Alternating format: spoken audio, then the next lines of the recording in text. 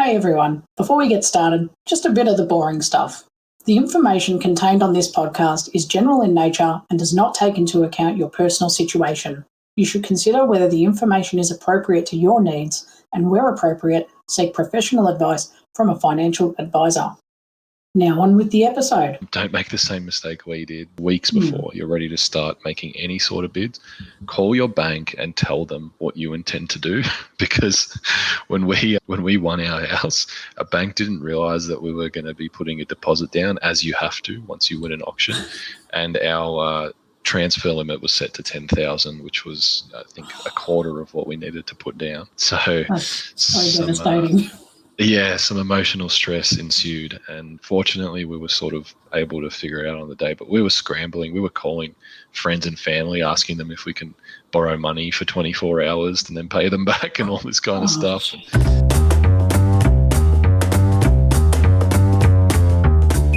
Hi, I'm Joe.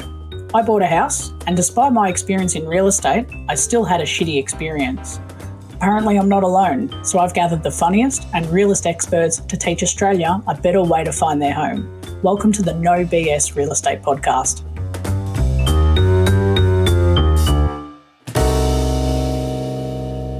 G'day everyone, and welcome back to the No BS Real Estate Podcast. I'm your host Joe, and today we're talking about the offer process when buying established. I'll be talking a bit about the normal offer process, but our guest today is going to be talking about his experience going to auction.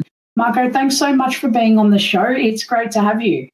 Thanks for having me. Marko, just want to make sure I've got this straight. So you and your partner bought your home at auction, and that would have been very exciting, but also I'd imagine a bit nerve-wracking. So on the show, we haven't really talked much about the auction process, so I'm super keen to hear more about what that was like for you guys. Yeah, sure. I've got plenty of stories for you. Keen to get into it. Just for a bit of background, talk me through your home buying experience. So tell us the story of your first home purchase. Yeah, so I guess my partner and I, we had a similar sort of goal in mind. We both just always wanted to own a home. Was pretty set on the area, and we had similar tastes, so that made it easy. But once we set a goal of sort of wanting to buy a house, we kind of started working towards it. We looked at our finances. We spoke to our parents about guarantoring. We saw a mortgage broker for some advice, and then we kind of started the journey to find a home. And we always knew from the outset that we wanted a fixer-upper as well. I'd helped renovate about 4 other houses just owned by parents and siblings. So by the time we were ready to buy, I was sort of like really, really just ready to get stuck into my own place. And I was, just spending hours on YouTube looking at renovation videos and watching the Life channel. I love it. That's so exciting. It's awesome that you had the experience to actually, have an opportunity to do it. Like that would have really ignited your passion for it. Yeah, absolutely. I mean, it's still sort of going to this day, the renovations. But I have enjoyed it, and it's really satisfying. And I realize as well that I thought everyone wanted to do it, but speaking to people and sort of learning, I've realized that most people actually kind of want an established house. So it's paid off because we've had the house valued since, and fortunately, because we took our time and tried to do a decent job of the renovations, we've actually managed to add some value to the property, which is nice. Oh, that's awesome. I'm glad to hear that, because I think a lot of people that are in that renovation space, they're not sure, how much it's going to pay off. So it's awesome to hear that your value's gone up. And you bought, that's been a couple of years for you, hasn't it? Yeah, so I think we bought in October of 2019. That's awesome. So during the buying process, and look, this is something I'm asking everyone because I'm just interested to know, what was one of the funniest or strangest things that occurred, if anything, during your purchase? So we went to an auction for a house or unit that was right on the beach. We were really keen for it, but our pre-approval for our home loan didn't come through in time. So we weren't actually able to bid, but we still wanted to go and check it out. And on the day, there was a bit of a bidding war between these two people. So they started going back and forth. And eventually one of them, gave up, and the auctioneer was really sort of drawing it out, going once, blah, blah, blah, going twice, really drawing it out. And during this, I see this guy just casually strolling like down the driveway, just looking at his phone, and he's just walking up towards the auction pretty slowly, like nonchalant. And right as the auctioneer gets to, and the third and final time, the guy just goes, "So what's the price at?" I think it was at $560 or something, and he just goes, "Yeah, $561." And then the bidding war just starts again. Like, this guy just looked like he walked in on the last second on a whim, and he ended up winning it. Ended up just consistently coming back with an extra $1,000 on top of whatever the other bidder did until they gave up. What? That's one of those ads that's on TV at the moment where people run in and get will take it and they get it. Yeah, I wonder if it was a tactic of his to just rock up. I have no idea, but he definitely had a bit of sort of mystery about him, so well played to him. Yeah, it would have been. Like, just walking off the street would have looked like he wasn't there for anything. Like, nah, 561. I just can't picture it. It's great. So today we're looking at the perspective from a first home buyer. So they've found a property they like and they want to put an offer in or place a bid on a property at auction like you did. From our earlier discussions, you mentioned that you and your partner ended up bidding on roughly 10 properties before you won the home you wanted. And that would have been an emotional roller coaster, I'd imagine. How did you guys deal with the losses, and do you have any advice for someone who might be going through this right now? Yep, definitely. In hindsight, I'm really glad that we sort of lost all of those bids because we got a bit carried away. So maybe we can go back a little bit. So prior to being ready to bid, we did a bit of work to figure out what our limit was. We saw a mortgage broker, which was great because I didn't even know that they see you free. I just started learning about this stuff, and they're more than happy to see you for free because they get a commission when you do eventually buy a house. They get a commission from the bank that finances you. So we saw one of those, and he gave me a really good tip, something that I still do today about every 6 months, which was sit down and audit at least 3 months of your spending. So what we did was we just got an Excel spreadsheet and just kind of pasted in all of our spending. Like, we did all these different categories, from groceries to going out to entertainment, like Netflix, McDonald's, everything. And we found out we were spending about $400, or we spent $400 in 3 months just on takeaway coffee. And there's all these little hidden costs. So after doing that and seeing where our finances were going and figuring out all of our expenses, we were able to find out what our real limit is. We figured out our top end number, which was at the time was 600,000, and we ended up going out of the roughly 10 or so auctions or bids that we placed. I think we went over 6 times. So it was really quite stupid. It was quite silly, and fortunately the house we ended up with, which ended up being probably by far the favorite house of all the ones we saw, we got really lucky. We ended up amazingly getting that for 547, so 50 grand under our limit. Wow.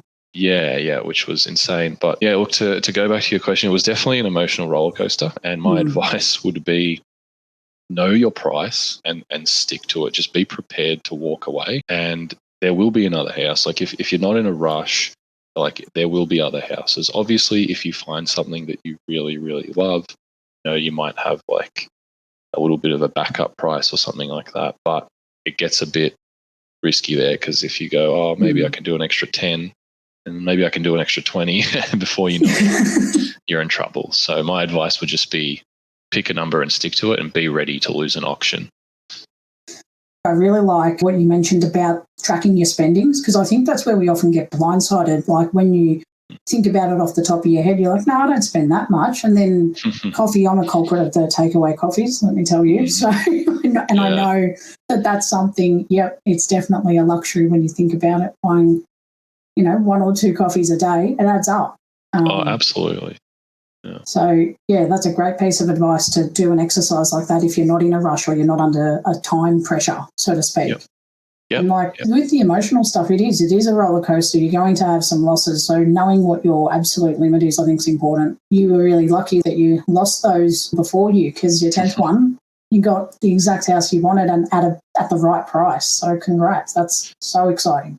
Yeah, thanks. We couldn't believe it. It just worked out. We were looking at houses. When you search for houses, you put in some criteria in the search, and we had all this criteria. But then I would also do a secondary search for houses in a specific area, which that was our end goal. Eventually, maybe when we go through a few houses and make some money, hopefully we can end up in this area. And so nothing would ever come up, but I would just put in our $600,000 limit and that area, and nothing would ever come up. But then eventually this place came up only because they didn't list a price for it. So we just thought, so we just thought, what, let's try our luck. And then we were blown away when no one really turned up to bid, and we kind of just got lucky. And they actually had to stop the auction and call the buyer. And the initial bid that we made was too low. They said, sorry, the house is just, we can't sell it at that price. So they had to restart the bidding, and then we bid a little higher. And they stopped and they called the buyer again, and they accepted the price. So I feel like we stole it. Oh, my God. So that's what I was going to ask. Auctions are quite common these days now. There are a lot more of them going up rather than just doing your traditional, listing. Yeah. But what was that process like? Is it like what you see in the movies where people just put their paddle up, they've got the property and you walk out? No, it's a lot more awkward because no one wants to bid first. And most of the time, you really see even the auctioneers kind of squirming a bit, and I think it's that what do they call it, the tall poppy syndrome or something? Where I can't remember what the phrase is, but no one wants to stand out. So I don't deal well with that kind of pressure. So I would always crack first and throw out the first bid, just to kind of get things rolling. You can't stay quiet for too long. No, that's it. Otherwise, there's just this real awkward silence. But no, there was never any paddles. It was kind of underwhelming. They're all sort of fairly quick. Most of them only last anywhere between 2 to 5 minutes in my experience. And people just come in, and at that time, on average, everything was going above the listed price. Hence why we kept losing auctions. So I would say if you're going to go to an auction, just do a bit of research and know the area, see what things are going for. Because if your limit is 600, you might have to actually set your search to houses that are listed up to 580 on the top end. That's what we had to do ultimately. Oh, right. So that's a trick that you learnt, to search differently. So you actually get that extra 10, 20% on top. Yeah. Otherwise, you'll be disappointed a lot. Well, it's smart. And I think you've obviously learnt heaps. And if we look at the general process, I know we've touched a bit on it that that you followed. I'd imagine it was much like buying established. So after working out the savings, you go out, you find the home. Did you guys want to buy at auction specifically, or did all the properties you wanted just happen to be going through auction? I think so. No, we did not want to buy auction specifically, but for some reason they were just all the craze. I think we attended, of the 10 offers we made, I think it was actually about half. Half were auctions, half were bids, but they were all for established houses. Yeah, they were all for established houses. And in regards to the process, I guess there is a bit that goes into it. It's a little bit different to making a bid. You do need to go and see the house before the auction, and if you have any concerns, it's worth getting an inspection and a pest inspection as well. I'm pretty fortunate having some background in construction that I was able to take friends with me just to give it a general visual inspection. The issue though is if you see alarming signs, if you will, if you see, there's a bend in the roof or something that seems a bit off, then you really do want to kind of invest the money. If you're really set on this house and you want to bid, you want to invest the money to actually get someone to do a fully comprehensive inspection, but be prepared because they are expensive. Yeah, well, that's another question I was going to ask for you. You have to get everything ready to go, from finance. You can't go subject to finance to auctions. You actually have to have it ready to go. And that was my other point, the building and pest inspections. You actually have to pay for them prior to auction, which can be costly. So if you don't end up getting the home, you've spent all this money for a crap load of building and pests, which for the peace of mind, 100% worth it. But, we just add to that emotional roller coaster again. Yeah, and actually, I've just remembered in regards to emotional roller coasters, the most stressful thing, and this will probably be my biggest piece of advice for anyone listening, don't make the same mistake we did before. Just to be safe, I'd say weeks before you're ready to start making any sort of bids, call your bank and tell them what you intend to do. Because when we won our house, a bank didn't realize that we were going to be putting a deposit down, as you have to once you win an auction, and our transfer limit was set to 10,000, which was I think a quarter of what we needed to put down. So that's so devastating. Some emotional stress ensued, and fortunately we were sort of able to figure it out on the day, but we were scrambling. We were calling friends and family, asking them if we can borrow money for 24 hours and then pay them back and all this kind of stuff. But our bank was great. They were able to sort of escalate it to a manager and get it over approved. And it was a stress. But that would be my bit of advice. Tell your bank that you're going to be transferring $50,000, $60,000 in a single transaction to make sure that you're able to do that. Oh, far out. You poor things. They would have been just what a high and low in like the space of half an hour. Yeah. It went from total euphoria to massive dread back to kind of like cautious euphoria. I can imagine. Jeez, the nerves. You would have been so relieved once it was all said and done. It's like, thank God. It's done now. Jeez. But because you guys had, placed bids like for other properties, did you face any of those costs for the building and pest inspections that you had to do beforehand, or not really? Because I know you said you have a bit of a background in construction.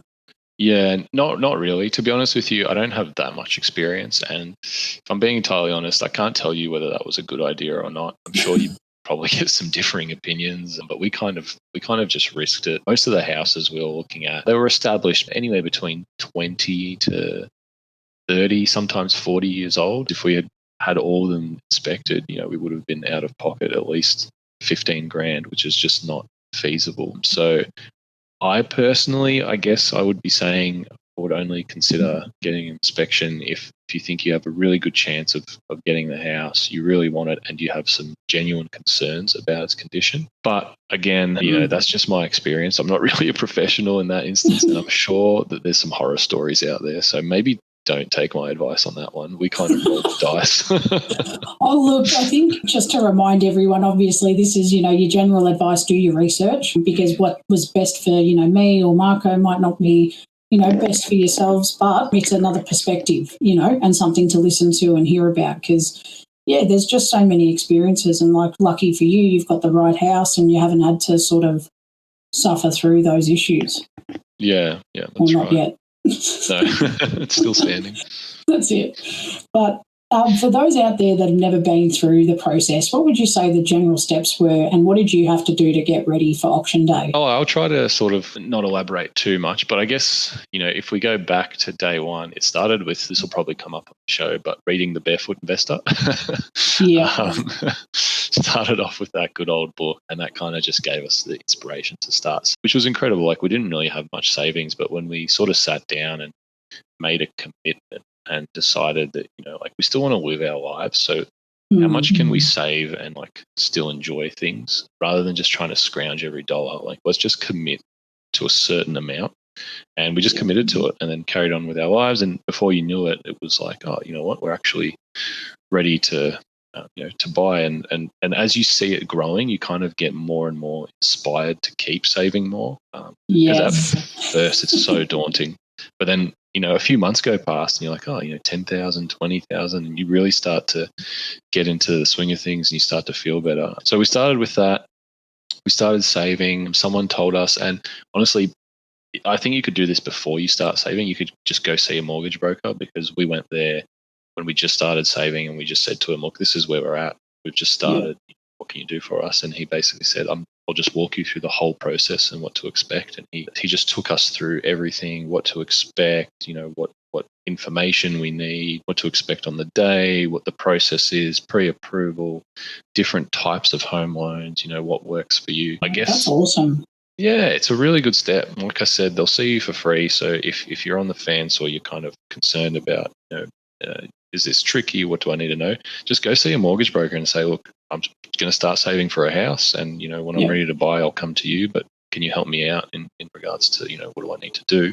And they'll help you out. So I guess that. Yeah, first step is read barefoot. Second step is go see a mortgage broker. Yeah, third step is start saving. And then I guess leading up to getting ready for auction, obviously you absolutely need your pre-approval.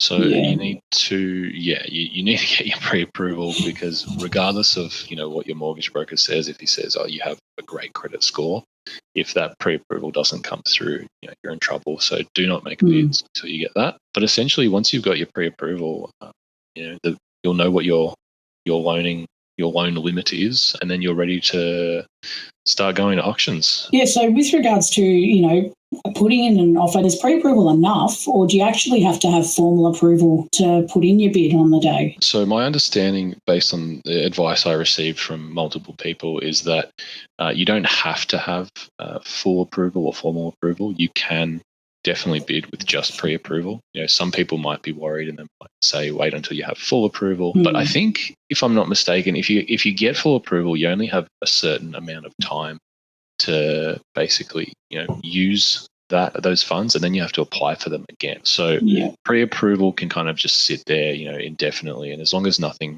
majorly changes in regards to your financial situation, then you'll have a good idea of what your borrowing ability is. And I'd say go for it. Once you've got pre-approval, you're good as gold. Oh, awesome. That's good to know, because I think a lot of people get caught up in, do we do it with this or not? But your mortgage broker, it sounds like, and this is from everyone I've interviewed, the mortgage broker is really the glue of it all. You go and see them and they talk you through the process and get you ready. So did you have to go back to them when you had a property you were thinking about offering on? Yeah, definitely. So they were even happy to help us throughout the entire process. So what they did for us, whenever we were going to bid on a property, we'd send it to them in advance, and they'd send us a property report using their software and data to give us a general sort of price and value of the property, so that we'd know where we're at. And again, remember, they get a massive kickback. So when you do, the reason it's all free is because when you do secure a loan, depending on which financial institution they go with, they'll usually get a bonus straight away, like a signing bonus, which is, I think, usually over $1,000. And then they also get a trailing bonus. I think every year they get a few $100s for every year that you continue to have your loan with that. Yeah, there's a lot of incentive for them, I guess, to work hard and, do a lot for you. Yeah, absolutely.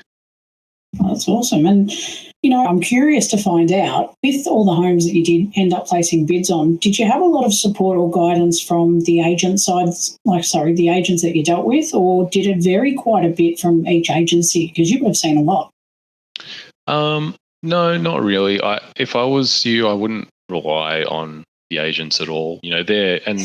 Nothing against them, but they're just doing their job. They're there to sell a house for as much money as possible for their client. Yeah. So really, you don't interact with them that much. They're just going to try to broker a deal between you and them, and basically just work as a middleman to try to, see who can offer the highest bid. So don't expect too much from the agents. Stick to the people that are actually working for you, that have some sort of financial benefit from helping you, rather than helping the person that you're trying to buy a house from. Yeah, good tip then. And it's true, they are the middleman, so it's hard for them to sort of advocate for both. So, if you have a good broker, I think that's the key takeaway. You'll be okay. And you mentioned that, and we've talked about it a little bit, a little bit of experience in construction, which would have helped massively in finding a home to renovate. Were there any other people or tools that helped you along the way that you think the listeners should take note and reach out to, apart from Barefoot Investor Book? So I don't know how helpful this will be, but one of the things that I probably wasted too much time on was the Money Smart calculator on vic.gov. So there's a mortgage calculator on the government website where you can enter your interest rate, your home loan, and the term of the loan. So the loans we were looking at, they were all pretty standard, like 30 years. The interest rate at the time was about 2.9 for variable, and the loan after deposit was around 500 grand. So putting that in, you can see, okay, our minimum repayments would be around, I think it was $500 or $490 or something like that per week on a $500,000 loan at 2.9%. And then what I would do is change the year, and then you'd see the weekly amount go up. So what you find as well is that you end up paying over 30 years something like $250,000 on top in interest. But shortly after buying the house, we immediately refinanced because we just went with whatever bank would help us, secure the home loan as easily as possible. And we went for variable so that we could break out of the loan. And we financed to someone that had a whole percentage less on the interest rate. And the reason we did that is because I saw on that calculator, when you drop it from 3% to 2%, you wipe off something like 4 years off the loan if you continue to pay the same amount. Yeah. And if you can, don't pay the bare minimum, because when you look at that interest rate calculator, the difference between, paying $500 a week compared to paying $550 could be something like $100 grand in interest over the life of the loan. So that's huge. And I know that these days we're not hanging on to houses for 30 years anymore, like we're selling them, sometimes 5-6 years in, but that's a really good tip to know, because that's a huge saving over the life of a loan. Like the interest sometimes makes me cry when I think about it. Yeah, I couldn't believe it. Yeah. It's a killer. So, no, it's good to know. And there are a lot of good tools out there, but for anyone listening, that's a great one to jump onto, I think. So it's been a little while now. You're moved in. You've been there for a while doing renos. How's the house going? What's the latest? Yeah, so honestly, the best decision we've ever made. We still absolutely loving it. We've renovated it quite a lot. So we did all of the floors, the painting, rewired everything, put in a new kitchen, bathroom, and landscaped everything. So we pretty much redone the entire property. Yeah. And something that would have cost, well over 100 grand, because we essentially did all of the labor ourselves. We've spent about $60,000 on renovations, and the last evaluation we had, which was quite recently, put the house at around $850,000. So that's put us, nearly a $250,000 profit in 2 years. Holy crap, that's massive! Congrats, that's a lot of work, to do between you guys doing it yourself. Hats off to you guys for putting in the labour, because it's obviously paid off massively. That's awesome. Yeah, absolutely. And I mean, I don't know if you remember, but I mentioned we were aiming for this area long term, but we managed to get in because rather than buying a house, we did end up buying a unit instead, because that's all we could really get in our price range in this area. And after moving in, we kind of realized, why were we ever looking at a house? We're just a couple. We don't have kids. It's way less upkeep, way less to clean. It's just fantastic, and the area is amazing. We're right across from the beach, and we have a nature reserve behind us, and we've just been loving it every day. Oh, that's awesome. And it's always nice to hear, after you go through all the stress that you do to get your dream home. So how good's that? What a good result. That's right. And finally, and last question here, and I think you've given us so much advice, but for anyone that's in the position of buying their first home, is there any other advice you want to give them? Yeah, probably two things. First of all, I'd say listen to this podcast, huh? Nice little plug there. Oh, yeah. And my second bit of advice would just be that you don't need to be loyal to your bank. If you've been with your bank since, day one, you used to do that thing. And, remember that thing in primary school with the checking accounts? Yes, the bank book. You'd sign up, take it in. It was exciting. That's right. I'd say forget about that, because, your banks, they don't really care about years of loyalty. My bit of advice would be to just look at who is going to give you the absolute best interest rate, because at the end of the day, that interest rate is literally going to make the difference between years on your loan. And don't be afraid to walk away from, to break out of a contract. It took us $80 to change our contract over I think we ended up going with Athena Home Loans. And when we called ANZ and told them the price that we've been pre-approved for by Athena. They told us, look, they're not actually a bank, they're specifically a mortgage lender, and because we don't have overheads, we can't actually compete with them, so I would recommend you change. They actually told us to go. So, there you go. All right. Well, it's good to know that those services and businesses exist like Athena. So, yeah, that's very interesting. And $70 to break out of your loan, not bad at all. So, not bad. There's that.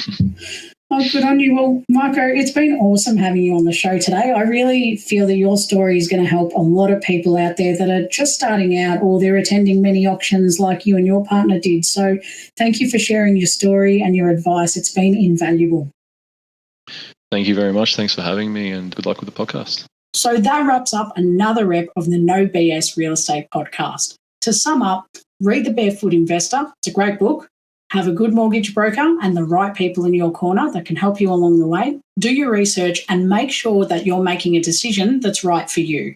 And lastly, rewind and listen to some of the advice and tips that Marko mentioned, because there are some great pieces of advice shared here today and also throughout this podcast. See you next time. Now it's time for our weekly contributor, Purple Pingers, with the latest No BS story.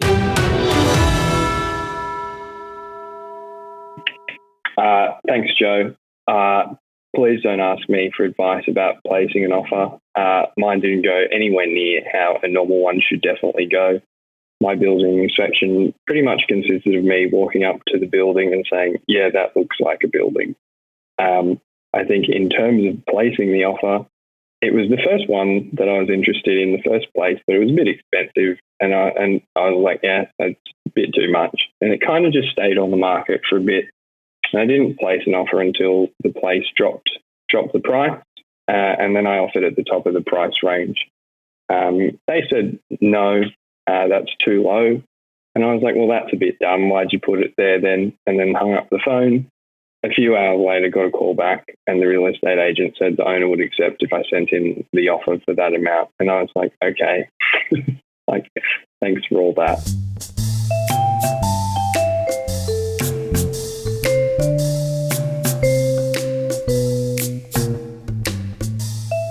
You've been listening to the No BS Real Estate Podcast. Did you know we're building a home buyers community to give Australians a better way to find their humble abode?